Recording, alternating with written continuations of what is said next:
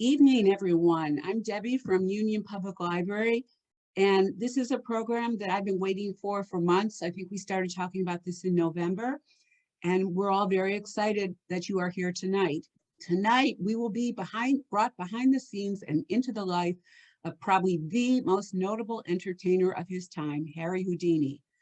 Houdini Revealed is presented by Roger Dreyer, the CWO, or Chief Wizard Officer of Fantasma Magic and the former Houdini Museum of New York. The Houdini Museum of New York has evolved into Houdini Revealed, a private museum in New Jersey, an online community that honors the legendary Houdini. Fantasma is the world's largest manufacturer of magic sets. Just as magic changed his life as a teen of 11 years old, he is passionate about introducing the art of magic to young and old. We could all use a little magic in our lives these days. So let's get started with Roger Dreyer and Houdini Revealed. Thank you. Roger? Yay. Thanks, Debbie. That was awesome. So let's start this off with let's say a quote from Houdini himself. Houdini says, risking life. The easiest way to attract a crowd is to let it be known that at a given time, a given place, someone is going to attempt something that in the event of failure will mean sudden death. Well, I sure hope this event is not a failure because I'm not in the mood for a sudden death.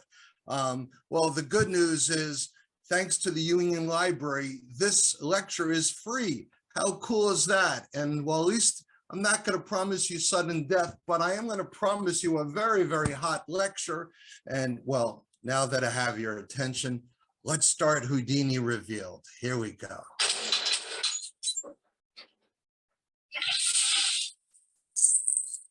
Houdini. So, the Houdini Museum of New York. We opened up in 2006 in New York City. Our corporate manufacturing headquarters were right behind. We were located right across the street from Madison Square Garden. Now, that's an experience unto itself. Unfortunately, due to COVID, we had to close it. Once Macy's, that's right, Macy's department store was looted. And once, unfortunately, a lot of homeless and drug addicts were in front of our museum, it was time for us to temporarily close up.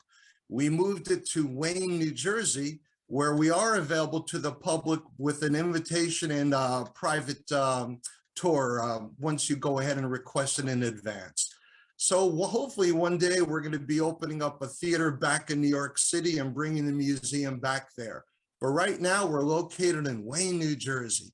And yes, that's our little sign on our door during the COVID times. And over here is Houdini, and then there was Houdini hanging down. So now let's begin and have some fun. So this is our current location right now.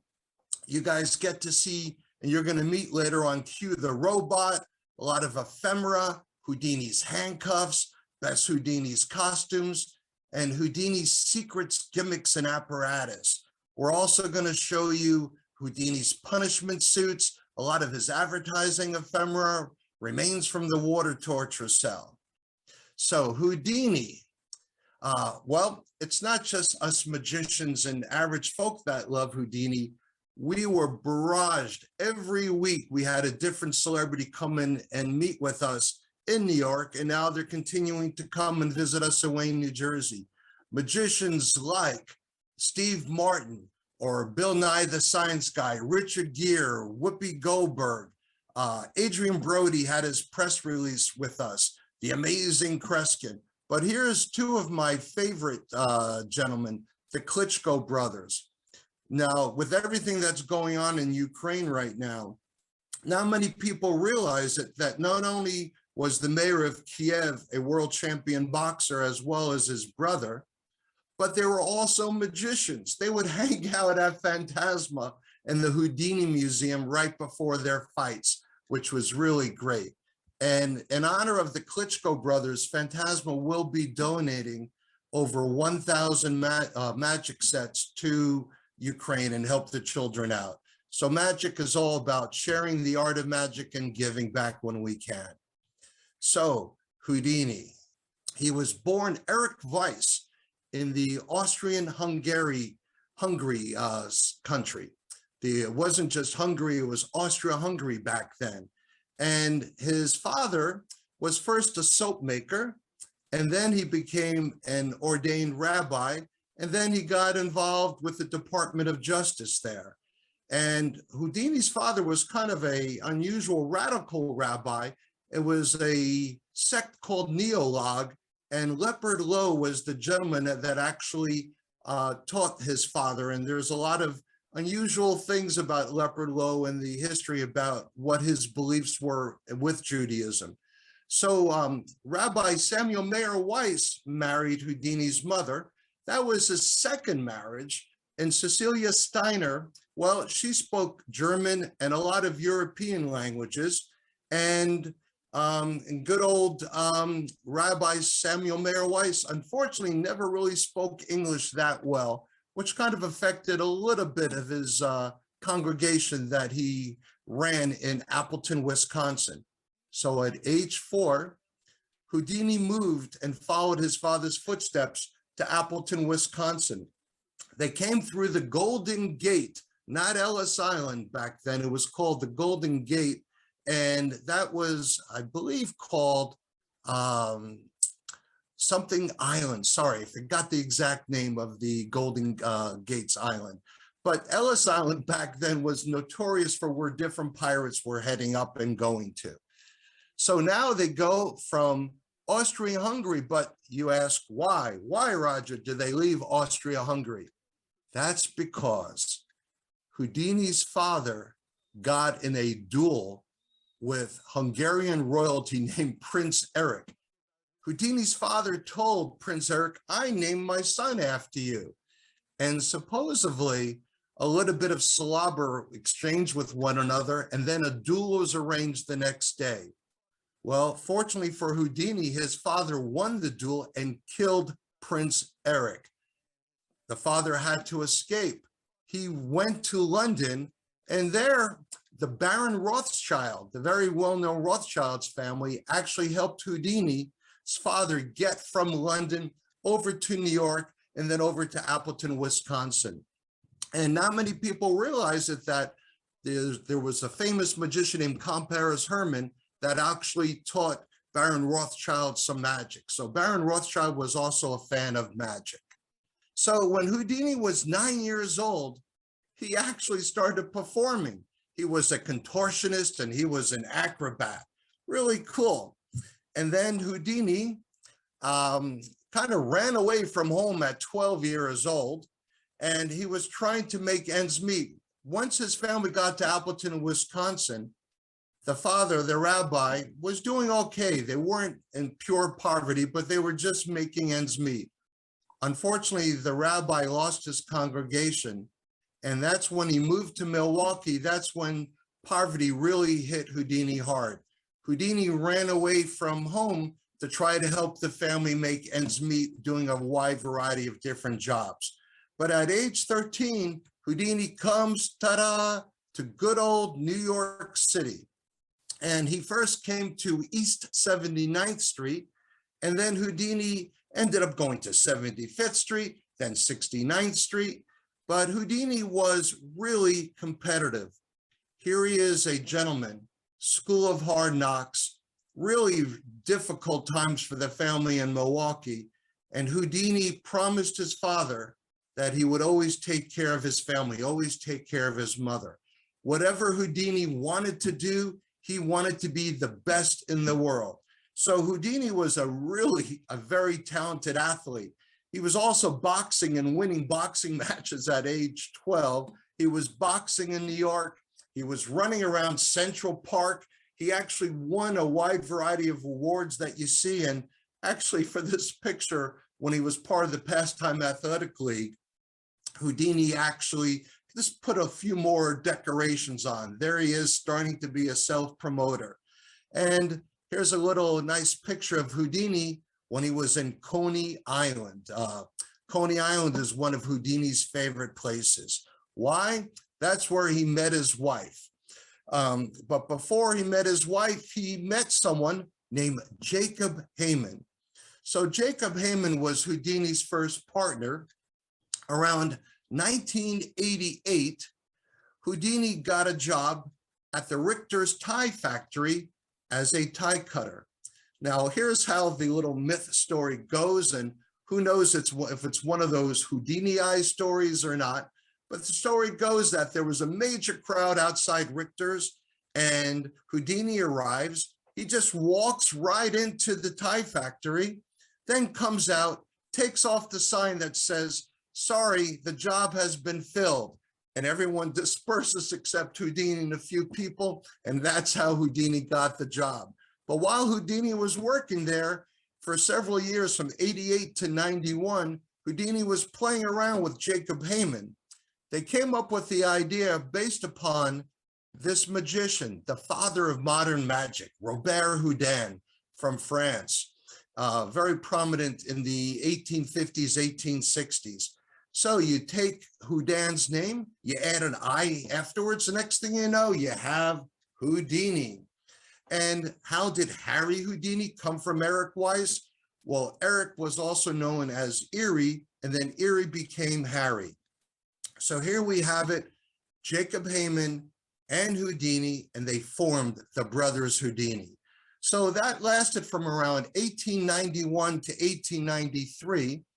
And one of their most famous tricks, and thanks to a well-known magic illusion builder named John Gaughan, I was able to obtain one of the few known remaining metamorphosis trunks. This is the actual trunk in our museum right now. It's also called the substitution trunk. That is truly amazing. And I love having people over, and magicians love to examine it, and they just go, "Is there a secret panel, a trapdoor?" Because they can't find it. Well, certain guys like Sir Arthur Conan Doyle actually said, "Houdini, tell the world the way you were able to exchange places with your assistant with this trunk is you dematerialized through the walls." Houdini goes, "Boulder Dash, it's just a trick." We'll get more into Conan Doyle in a little bit. So here's the metamorphosis trunk. So Houdini's first partner was the Brothers Houdini with Jacob Heyman. Jacob Heyman had to go and join the army, and then Houdini enlisted his brother, Theo Hardin, or as Houdini referred to him as Dash, but he gave him the stage name as Hardin, the world's greatest handcuff manipulator.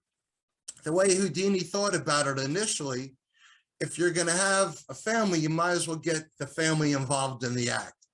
Well, Dash, all of a sudden, they're performing in Coney Island at the Vaca Casino, which was part of the Bowery back then. And Dash met this very nice lady named Wilhelmina Reiner. Dash says, "Houdini, I met her first." But 3 weeks later, Houdini marries Beatrice, or as Houdini referred to her as Bess Houdini. Not bad. 3 weeks, you meet a woman, you have the magic powers, you hypnotize her, you get married. It's all good, and especially in Coney Island. And Houdini's mother, there's a beautiful shot of Houdini and his wife Bess. They all spoke German to one another. What's interesting is, although his father was a rabbi that did speak German and Yiddish, Bess says she never really heard Houdini's mother speak Yiddish and really strictly German. And luckily, Bess came from German descent, a Catholic, lovely German lady. And back then, it's very interesting. Here you have the son of a rabbi marrying a non-Jewish person, but it's okay because a lot of the family members in the Houdini family didn't marry amongst their fate. And a lot of people say it's because of the way Samuel Mayer Weiss was taught about Judaism through Leopold Lowe, which again is a very interesting gentleman. So Houdini and Bess, they're no longer the Brothers Houdini. If you marry a woman, you can't be the Brothers Houdini. So they went ahead and they were called, ta-da, the Houdinis. So it went from the brothers Houdinis to the Houdinis. This is a very rare photograph. The original one is in a phenomenal gentleman's collection named John Cox that has Wild About Houdini, a great, great website that I recommend everyone checking out. And what would happen is, in the metamorphosis trunk, Bess's hands would be tied up, put inside a sack, then put inside the trunk. Houdini would go on top of the trunk. A little curtain would be wrapped around. 1, 2, 3, it's me. Houdini and Bess would be exchanging places. This trick is still done today that you might have seen in different Las Vegas shows. It's still amazing. So Houdini in 1893, 1894, there's Bess, and Houdini started adding more magic to his performance. And one of the tricks that Houdini would show is card manipulation. So now we're going to see Houdini do some card manipulation. Please excuse, this is a very poor copy of a 1920s film of the type of card manipulation Houdini did on his show. So let's go watch. Watch, watch, watch, watch, watch. Ta-da, let's watch. There you go. Nope. I know, I'm teasing you to see Houdini's card manipulation act. There you go. Voila. So Houdini, the king of cards. Here's the poster from 1895. Is one of the earliest posters, supposedly Houdini's first poster, the king of cards. And Houdini even wrote newspaper articles exposing the secrets of card sharks as a public service. Here's the beautiful poster. If he was performing in different places, he would put the name of the place there. This is called the front and back palm. You can show both sides of the hands and produce the cards. This is really cool. Houdini was tenacious and practice. Really cool how he was able to do such phenomenal card manipulation. And up in the air, go try that at home. Thanks, Harry. So what happens? Houdini, 1894, he gets married. All of a sudden, after 3 weeks, and Houdini was 20 years old when he got married, Bess was 18. But you get married, the husband has to take care of the wife. Houdini was having some tough times taking care and supporting his lovely newlywed wife. So what did he do? He ran and joined the Welsh Brothers Circus in 1895. The Welsh Brothers Circus, well, that's known for at least providing you great food and great board and railroad fares. The Welsh Brothers mainly performed around the Pennsylvania area at that particular time. What's interesting about this shot here is, according to John Cox's Wild About Houdini site, he just revealed it that, yes, that clown could actually be Bess Houdini dressed up in a clown outfit, because she talked about in one of her first Houdini books about how the circus only had 2 clowns. She became the 3rd clown, and because she was part of the original Floral Sisters, when Houdini met her, she had a kind of a talented song and dance voice. So Bess says, I was a clown in the circus. Later on, there is Houdini and Bess over here in the front row. Now, what's really cool is this letter of recommendation from the owners of the Welsh Brothers Circus talks about the Great Metamorphosis Act. The Great Metamorphosis Trunk Act, the substitution trunk. But we've just discovered, after analyzing the handwriting, yep, you got it, nothing like Houdini and Bess writing their own letter of recommendation. We believe it's more Bess than Houdini, but we're still analyzing it. That's what I love about Houdini. He was the consummate performer and promoter. He's like another P.T. Barnum of his day. At the end of this circus tour, 1898, Houdini goes back on the road, but when he comes back to New York, he was going, Mom, I don't know, I think I'm going to be leaving show business. That's how bad it was for the Houdinis. In fact, they had to move into his mother's home at the time. So yes, Houdini in 1898 considered leaving showbiz. He actually had came up with a school of magic, the professor's school of magic at the time, trying to raise some extra money.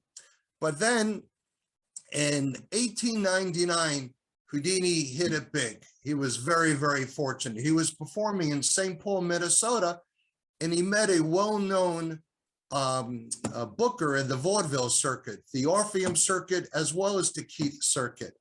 And back then, Vaudeville was exploding. Vaudeville was looking for unusual acts, and the agent Martin Beck, where there used to be a theater in New York called Martin Beck and now the Al Hirschfeld Theater, Martin Beck believed and saw something in Houdini. He says, Houdini, why don't you lose some of the hokey magic tricks and just focus in on escapes? And the types of escapes that Houdini was doing is he was challenging people. And Martin Beck actually brought some handcuffs to that particular show, and Houdini was able to get out of them. But what year did I say? Very interesting. I said 1899. Attention, folks. This is a publicity advertisement for Houdini. And look how Houdini is dressed, almost stark naked. You don't go around looking like that back in the late 1890s. And Houdini was able to have this type of publicity because he would challenge people, please examine me. I will strip stark naked, of course, behind the curtains or in the private room to prove to you that I have no hidden picks, no hidden keys, etc. It's pretty amazing how Houdini would be almost stark naked. This is a original photograph that we have in our museum. But this is the way you really are supposed to be dressed back then. And our friend David Copperfield actually has this museum on actually has this costume on display at his Conjuring Arts Museum. So the lovely Houdini, here they are, finally hitting it big in 1899. They go from making $20 a week, thanks to Martin Beck booking him in the Vaudeville circuit in Omaha, Nebraska, from $20 to $60, then $90. Houdini says, I need $120, and it kept going up and going up. So what happened? Houdini at 1900, Martin Beck and his liaison in London says, Houdini, get over to England and we're going to book you on shows. Houdini arrives, and by the way, Houdini definitely did not like to be on cruise ships going across the Atlantic. There's lots of stories about Houdini getting seasick. The Houdini can handle being in water or underwater and constraints, but on a little cruise ship boat didn't really go too well with Houdini. But there's Houdini's poster from 1900. American sensation, Harry Handcuff Houdini, the jailbreaker. Houdini gets to London, next thing you know, there's no gigs. There's no shows for him that were lined up. So luckily Houdini met someone named Slater that eventually started booking him at the Alhambra Theater, the very well-known theater in London. And Houdini ended up being in London and throughout Europe and in Germany and in Moscow and in Amsterdam and in France for 5 years. So that's how Houdini became really a European sensation. Houdini did go back once in 1904 to buy a townhouse for his family, and they bought the townhouse at 278 West 113th Street. So Houdini is now back in the US, and he's taking on all these challenges. I challenge you to put these Romer handcuffs on me. These are all pictures actually from the artifacts that we have in our museum. Here are some very unusual lily irons. For you magic buffs out there, this particular key was made by the Rodeberg Magic Manufacturing Company. They actually put the letter H inside there. And you could read about that in Patrick Culleton's Houdini book. So there are some lily irons. Here's some leather restraints, some champion restraints, some pommel restraints. One of Houdini's cuffs is 300 years old.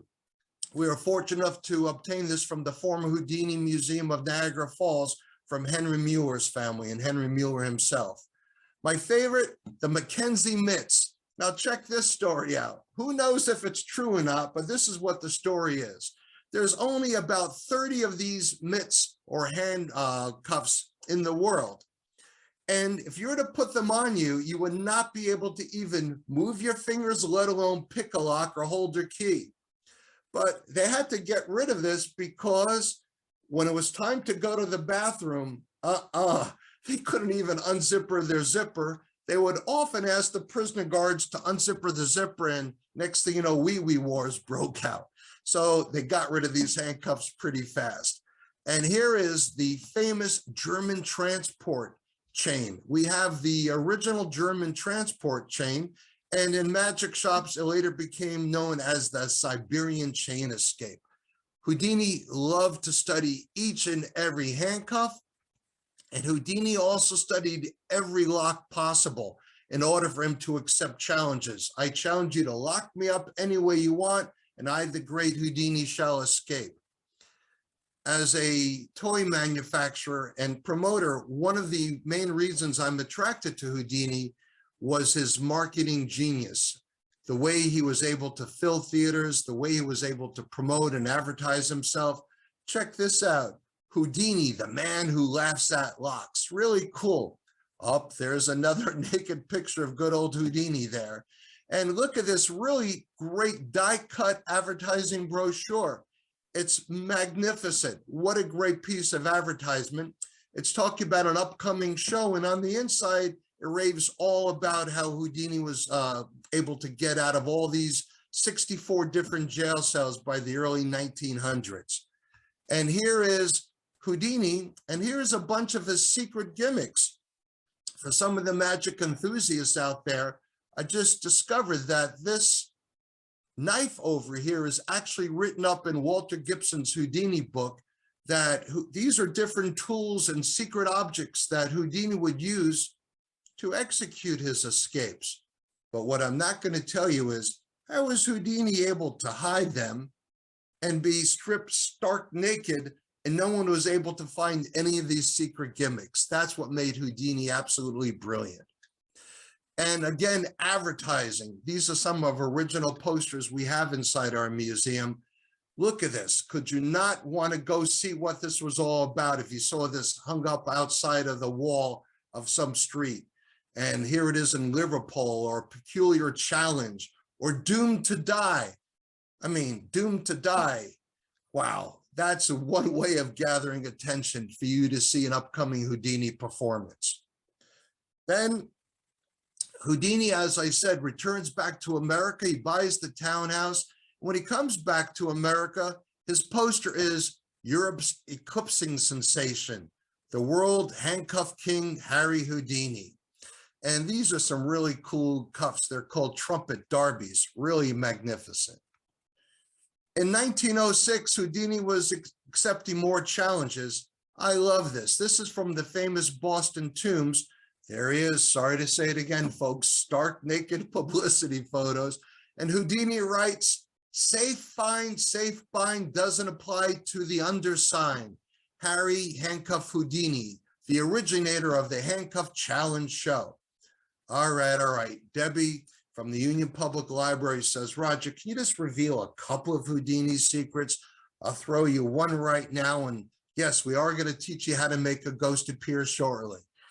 Houdini would actually have some clay or wax palmed in his hand. And before he ever accepted the challenge, he wanted to make sure the key could actually open up the lock or the handcuff or the jail cell. Houdini would sneakily kind of get an impression of what key he needed in order to execute the escape, or what tool or what secret device was needed. And then Houdini would then pull it out of his chest of secret devices, and Houdini would then perform the escape. Again, even if Houdini knew what the pick or key was, how was Houdini able to be dressed like this and still escape? Absolutely amazing how Houdini was able to do that. Houdini would accept challenges in prison cells. Mailbags were really popular back then. This is one of the most beautiful, if not the most rarest of all Houdini remaining artifacts today. It's in a private collection right now, and it's Houdini's famous coffin that he escaped in 1907. Here's Houdini in 1908, accepting a challenge. He jumped off the Harvard Bridge. That's in Harvard, right in Boston, in Cambridge, the Harvard Bridge right there in 1908. The Weed Tire Company challenged Houdini twice to get out of these two tires and numerous chains put on by the Weed Tire. And then in 1908, later on, Houdini devised a really magnificent escape. Instead of using all these chains and handcuffs, a gentleman named Wood that was involved with some of the engineering of the airplane in the early days actually helped Houdini create the secret that would allow him to perform this milk can escape. Really magnificent. That's in Atlantic City with Houdini posing that milk can. So Houdini, as I said, Houdini was always striving to be the first at everything that he did. He wanted to be the best boxer, the best runner, the greatest showman. He had a tough life in Milwaukee, Wisconsin, and he wanted to make sure that he was showing his mother and family that he was providing, and he wanted to be #1 in vaudeville. Houdini was making sometimes anywhere from $1,500 to as much as $3,500 in vaudeville times. $3,500, that's equivalent today to over $50,000 or about $2.5 million a year.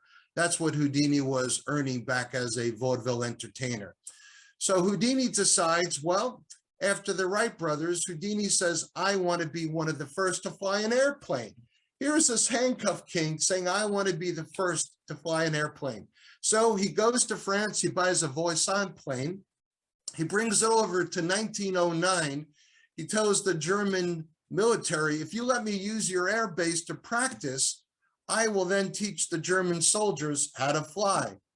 Well, rumor has it, and it's not really documented, but some Houdini historians say that Houdini actually taught the infamous Red Baron how to fly.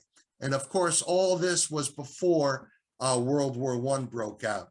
So Houdini travels from Germany in 1909 all the way down to Australia. That's a long trip for him to make, and lots of adventures on the way.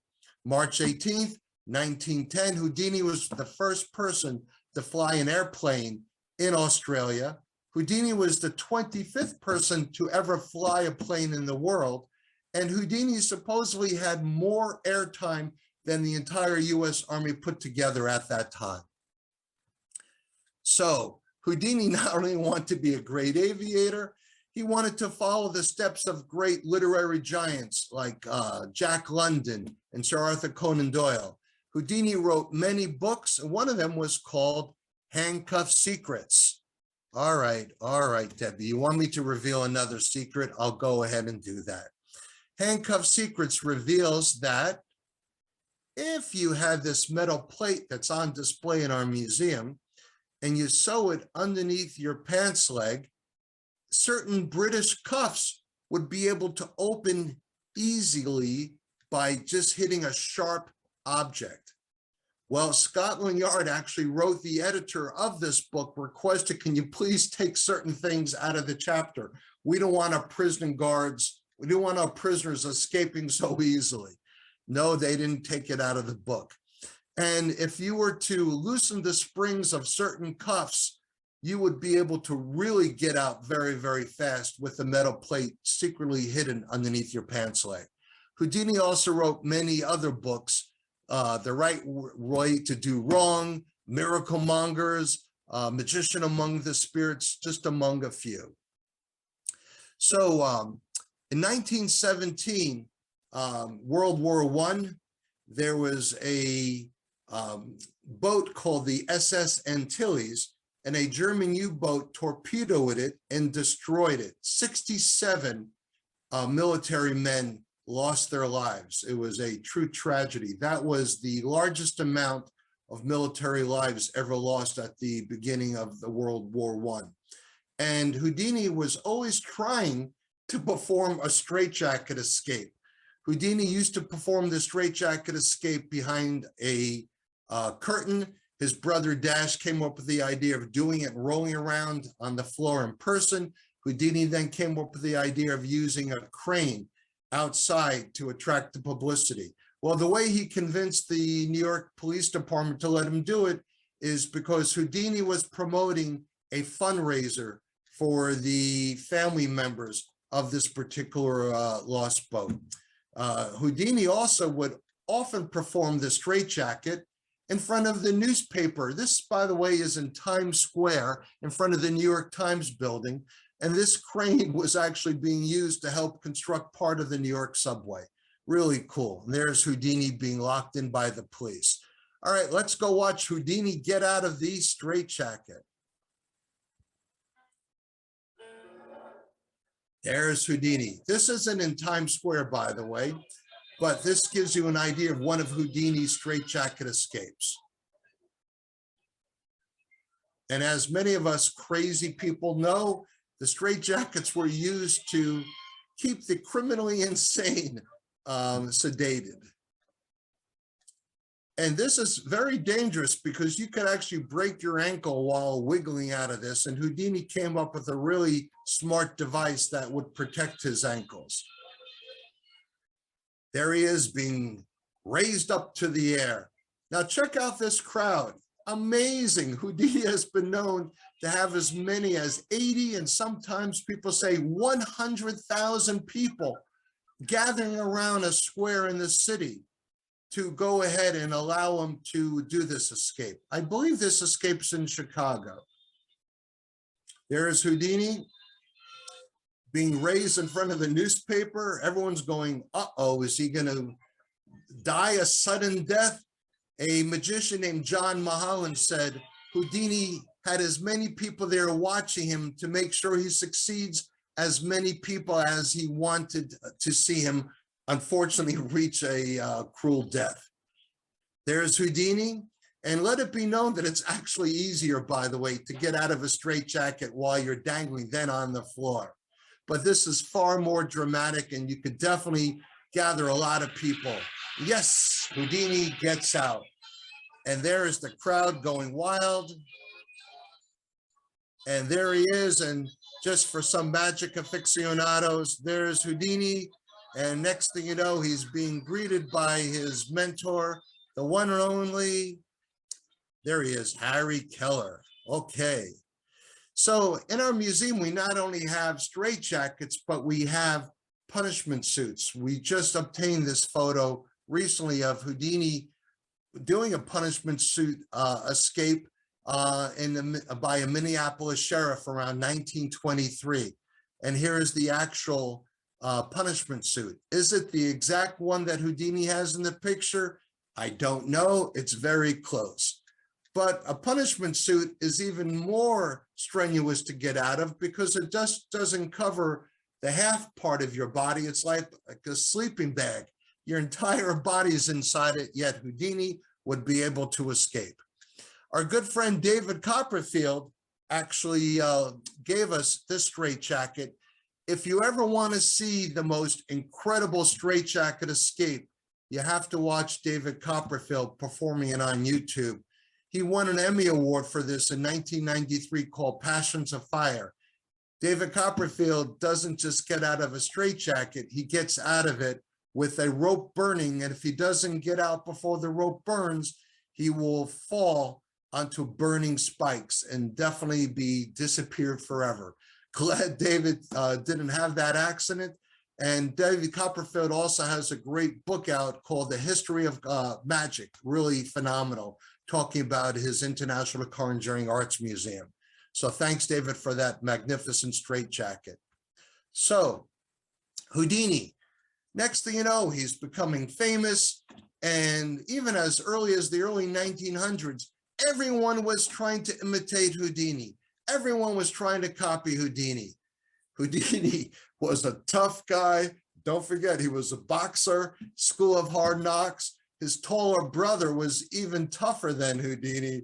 And they wanted to take care of these guys imitating Houdini. What do? Well, they came up with some things called king breakers.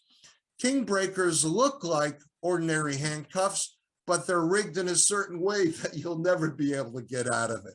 This tower bean over here, when Houdini put on a gentleman named Cummings, Cummings saw the handcuff. He thought immediately he could get out of it because he knew what key he would have to hide to open it.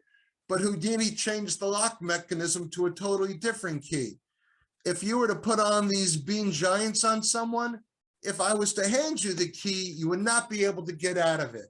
Houdini, being brilliant, created all these secret devices that will give you the proper leverage to escape from the bean giants. And also here is the thumb cuffs that Houdini put. These thumb cuffs on, give you the key, you're not going to get out, only with a special device. What did Houdini do? Well, Houdini was tired of trying to enforce his act or his certain illusions with patents, so he decided to make a play in 1911, and he had a play worked around this amazing and one of the most famous of all Houdini illusions, other than the sub-trunk metamorphosis trunk. It's called the upside down or the water torture cell.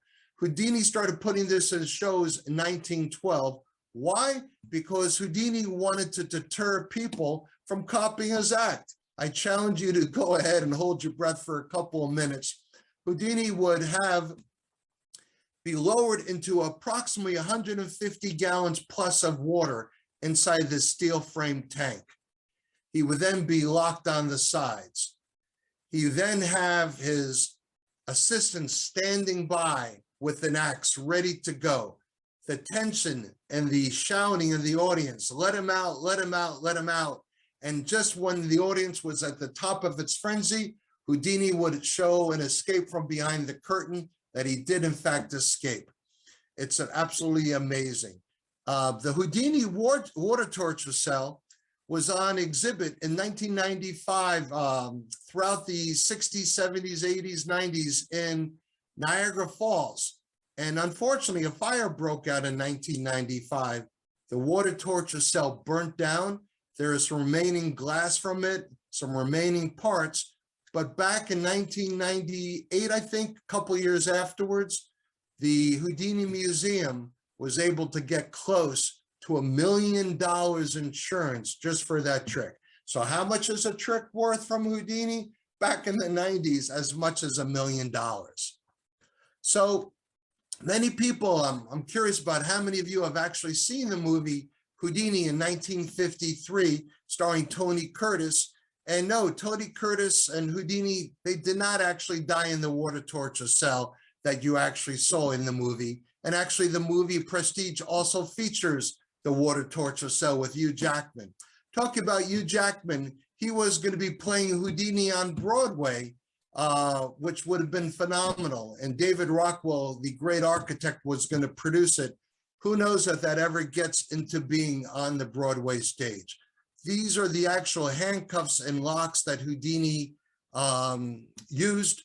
And it came from Houdini to Dunninger, and then Dunninger to the Houdini Museum, then onto the movie.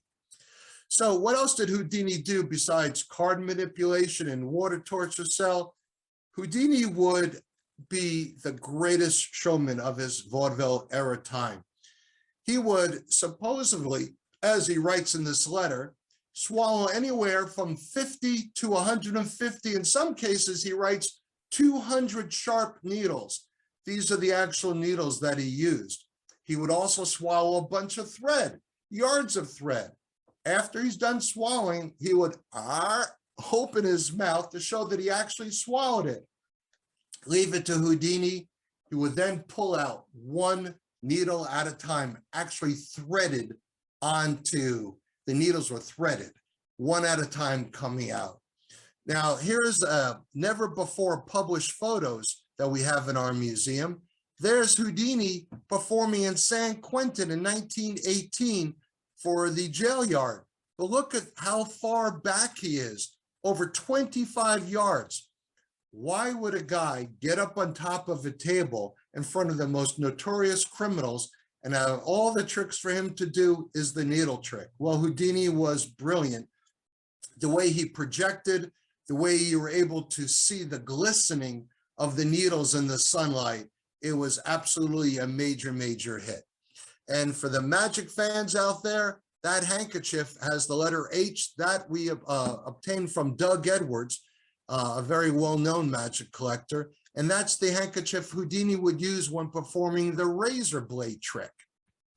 So Houdini, again, he wanted to be the best at everything that he did. Houdini wanted to be the top in vaudeville. He wanted to be the best writer. He wanted to be the first to fly a plane. Now Houdini wanted to be in the movies. There's Houdini hanging with Charlie Chaplin. There's Houdini 1924 in front of the Copley Hotel in Boston, W.C. Fields. And Houdini's first well-known movie was a movie serial. It was called The Master Mystery. What's really interesting is a lot of Houdini's life's experiences, maybe boxing or fighting, or having a love for Robert Houdin that also loved automatons. And Houdini actually saw a movie that George Méliès came out with in the early 1900s called The Chauffeur that had a very kind of raw type of robot, nothing like this robot called Q. You're going to hear a lot about Q in the Houdini Revealed in the next coming months. We have a very big announcement about Q that we're very excited about. But check this out. Houdini didn't call Q a robot, he called it an automaton, getting the name from Robert Houdin. But Q, by the way, was really the first modern robot ever in a movie. The word robot didn't even come about until 1920. So here he is, Houdini and Q. Let's check him out.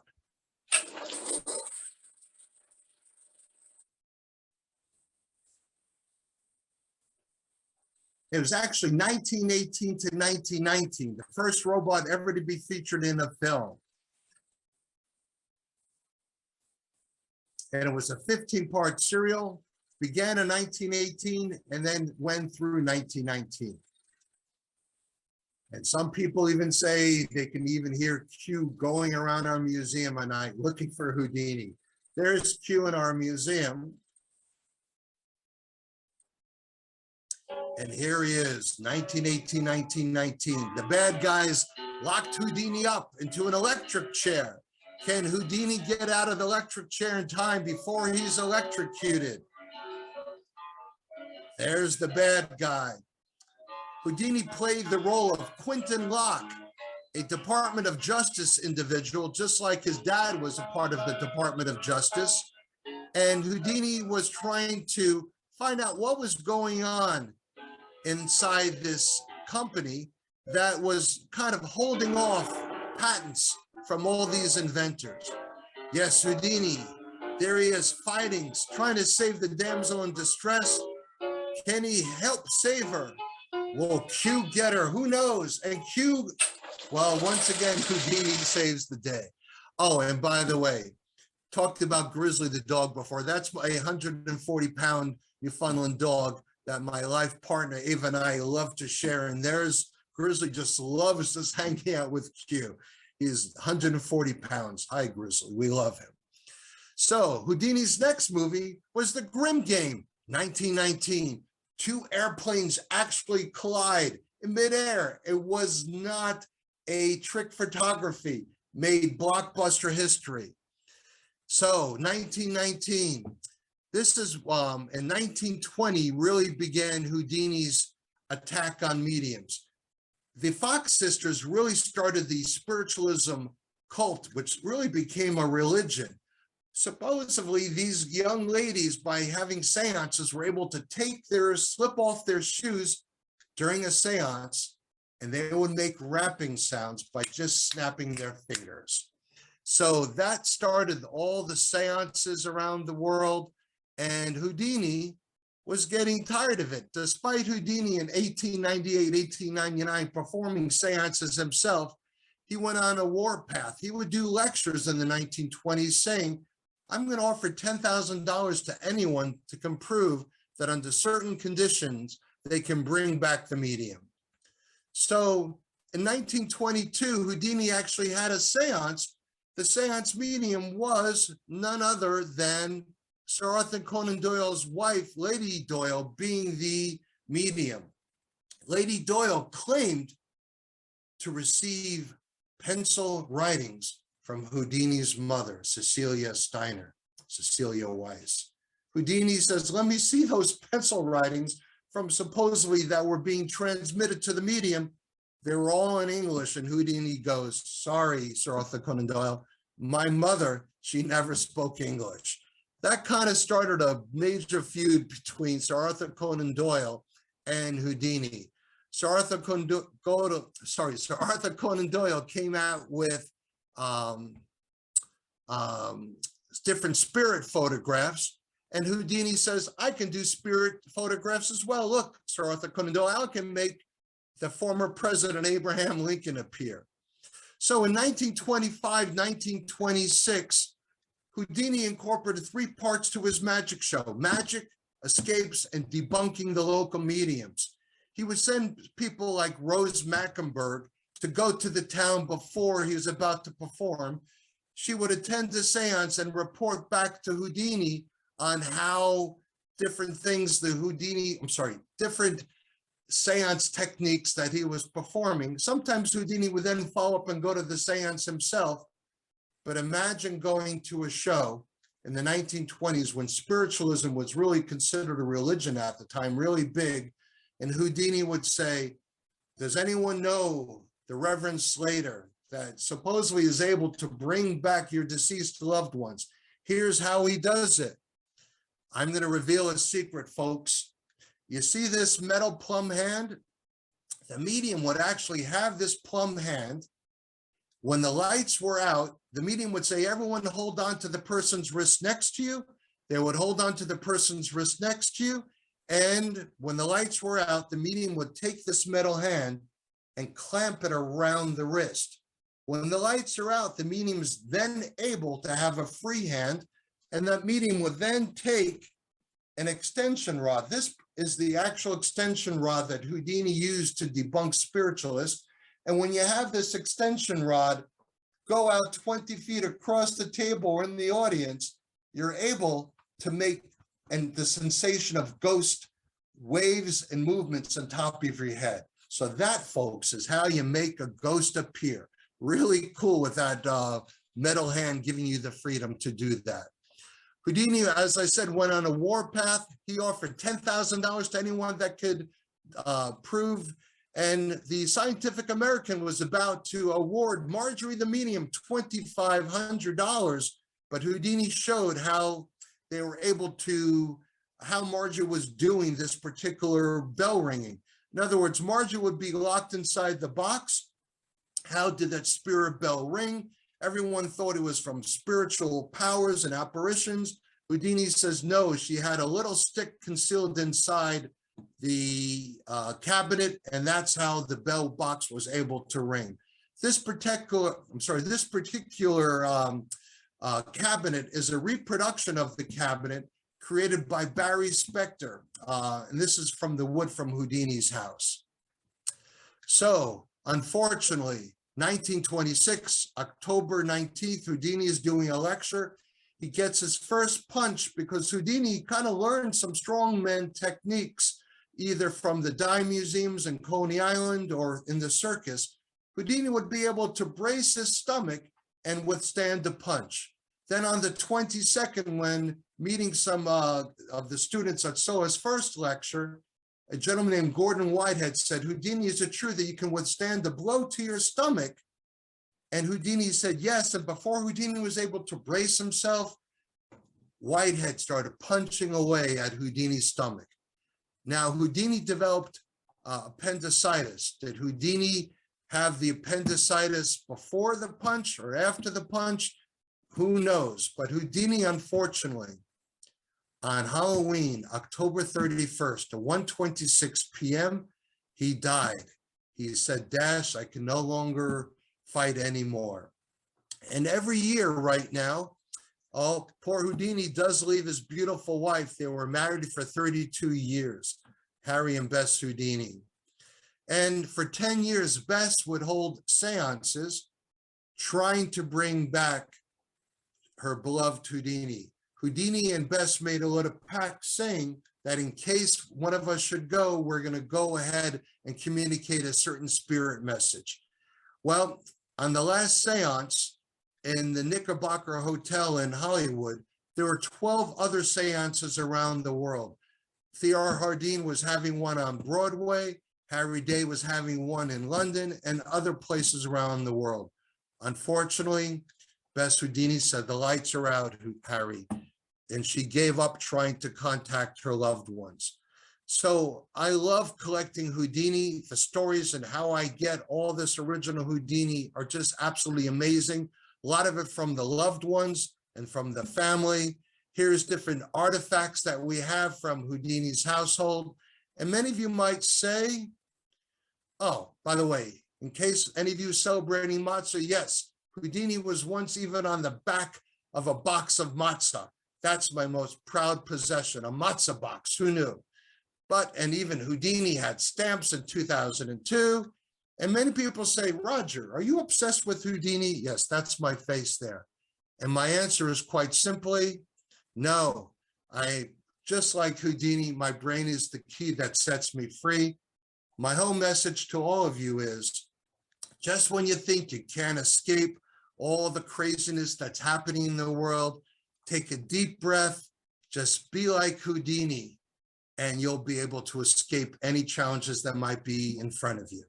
And I'll say, ta-da, I want to wish Houdini a very, very happy birthday. And his birthday is this Thursday. Happy birthday, Houdini. He'll be 148 years old. And Debbie, let's take some questions. And that concludes our lovely talk. Whew.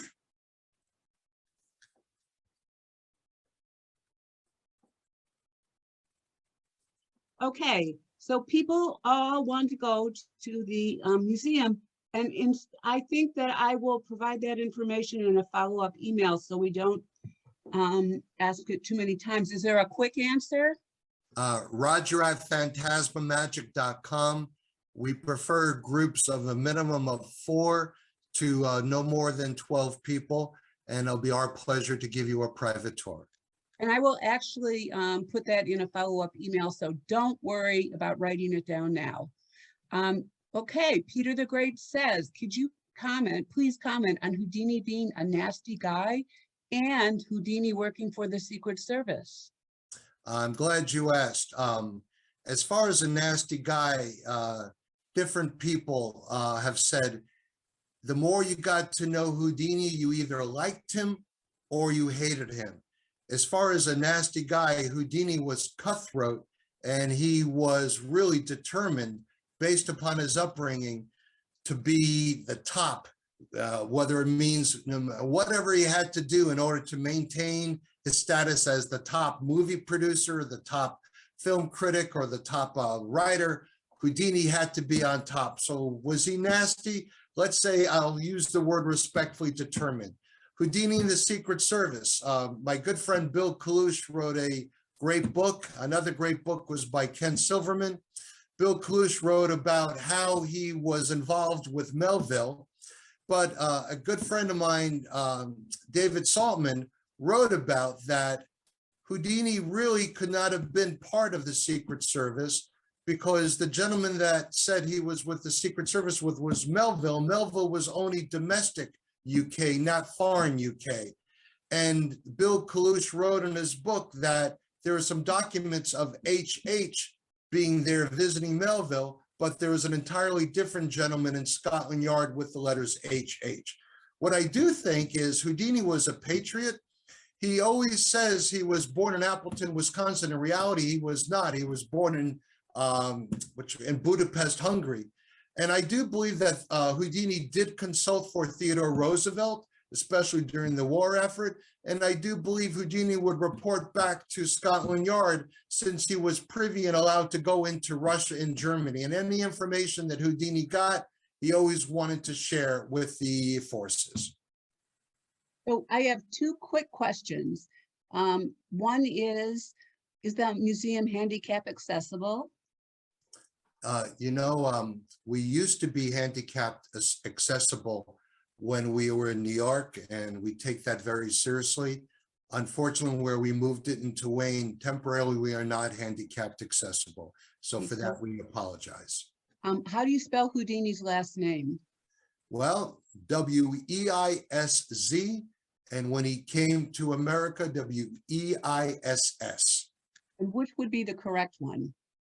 Well, a lot of immigrants would have their European name first, and then it would then be changed once they hit the New York immigration islands.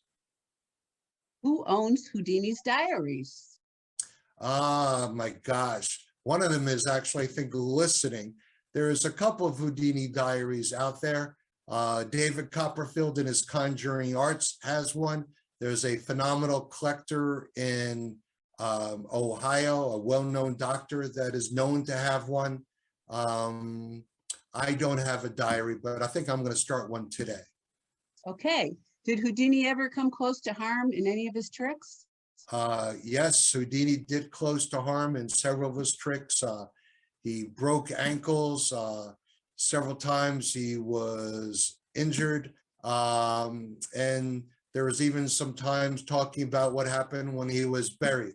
And then there is a little known story anecdote, whether it's true or not. Houdini was about to give up when he was locked inside a jail cell. Then he leaned against the door, and the next thing you know, the door was open. The prison guard never locked the door, just trying to help Houdini out. Whether it's a true story or not, who knows? Oh, here's an opinion question and a chance for you to get in trouble. Wait a minute. Who would you consider a contemporary of Houdini today or in recent history? A contemporary of Houdini. You know, there's different aspects of Houdini. You have Houdini as a promoter and as a showman.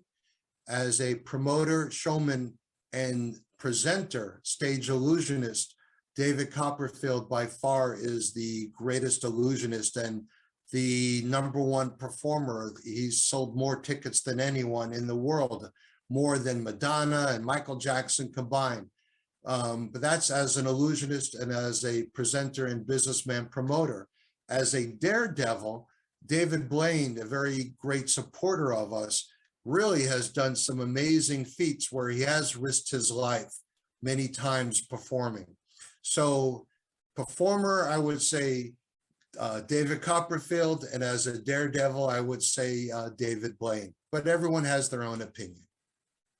And did Houdini have children, asks Chad, and where is his grave located? Houdini never had children. He did love performing for children, different hospitals, and he even performed for Teddy Roosevelt's children. And Houdini's grave is actually open to the public. It's a McFella Cemetery in Queens, New York. There behind me is a reproduction of Houdini's actually gravestone. And you'll be able to see a lot of pictures and a lot of these things, what you call it, on our website, HoudiniRevealed.com. And before I forget, I have to do a couple quick shout outs. John Cox, thank you. Wild About Houdini, you got to check his website out. Fred Patilla's museum was great. David Copperfield was great helping. Jim Green, John Gaughan, Dr. Bruce Averbrook, Doug Edwards, the late Al Flosso, Nelson Nicholson, Henry Mueller, my mom and dad. My mom says, Roger, don't be a doctor, don't be a lawyer. You practice those card tricks. So thanks, Mom and Dad, for making me do this. And of course, my soulmate, Ava Diamond, and Grizzly the dog. And you, Ava very kindly put your website in chat. So if people want that, it's in chat. Both Jeff and Glenn asks at the same time, what is your Houdini prize possession and a piece you hope to own someday? My prized possession is the matzo box. Oh, who knew you have a matzo box with Houdini on it? You can't ask for anything more. But other than that, my prized possession would have to be the Metamorphosis trunk, the Houdini sub trunk. And one day, well, there's a rumor out there that there's another water torture cell floating around. I don't know yet, but if there is out there, that would be great to get another water torture cell, not just the burnt parts that we have. Not usually I'm an sorry. item on Santa's list. Halise wants to know who is the doctor in Ohio that owns the Houdini Diary? Doctor. If he wants to identify himself, he will do so. But I'll say, wait, Doctor, give me a hand signal, thumb up or thumb down. Well, I don't have a thumbs up from up. Oh, it's me. And there he is, Dr. Bruce Averbrook, who is opening up his own museum in Ohio. And Bruce is one of the premier doctor cancer specialists on melanoma, and he's helped many, many magicians and many, many people over the years. And I couldn't be happier that Bruce has probably one of the most amazing Houdini and magic collections in the world. I think it's really amazing how many people like magic, and you can't really make a logical statement that said all magicians have this common trait. It seems like magic is for everybody. Peter the Great, that's just me editorializing. Peter the Great says, don't forget to say about Fantasma magic sets. That's right, Peter. Act now. Fantasma magic sets in Target, on Amazon. And guess what? We're the only company that's ever put actual film footage of not just Houdini on our instructional videos, but also Slidini, Al Flasso, Vernon. These are all magic greats. And we actually have someone from Hong Kong that runs our operations. Albert Tam is on the line as well. And we even have Fantasma magic sets all the way in China and Hong Kong, thanks to Albert. Thank you, Albert. Martin wants to know if you ever went to the museum in Pennsylvania. The Dorothy and Dick Brooks are phenomenal people. And no, I've been trying to get my schedule free one of these days. They have a very nice museum there where they do nice school shows, but I've been unable to get there, and hopefully they'll make some time for me to go visit. So you have, you will see the chat later on, but you have many, many, many compliments on what a fabulous presentation this is. If anybody wants to unmute themselves and ask a question, if you know how to raise your hand, do it. Otherwise, just I'll call on you. Unmute yourself, and we'll do that. Okay, Mike wants to know, how do you compare him to Thurston? That's a great question. Well, a great magician named Al Flasso said the greatest magician, and Al Flasso knew Thurston and knew Blackstone.